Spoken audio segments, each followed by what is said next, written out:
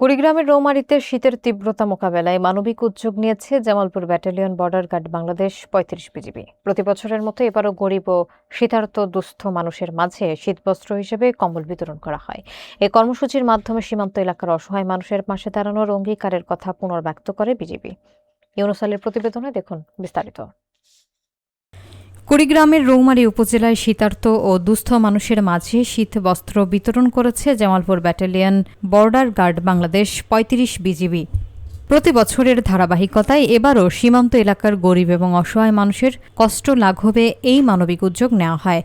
বৃহস্পতিবার সকাল ১১টায় রৌমারী উপজেলার দাঁতভাঙা বিওপি ক্যাম্পে আয়োজিত এই কর্মসূচিতে প্রায় ৩০০ জন শীতার্ত দুস্থ মানুষের মাঝে কম্বল বিতরণ করা হয়।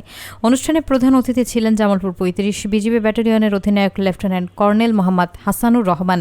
এ সময় দাঁতভাঙা বিওপির ক্যাম্প কমান্ডার সুবেদার এইচ.এম. জাহিদ সহ স্থানীয় গণ্যমান্য ব্যক্তিবর্গ উপস্থিত ছিলেন। ভবিষ্যতেও বিজিবির এ ধরনের সামাজিক ও মানবিক উদ্যোগ অব্যাহত থাকবে।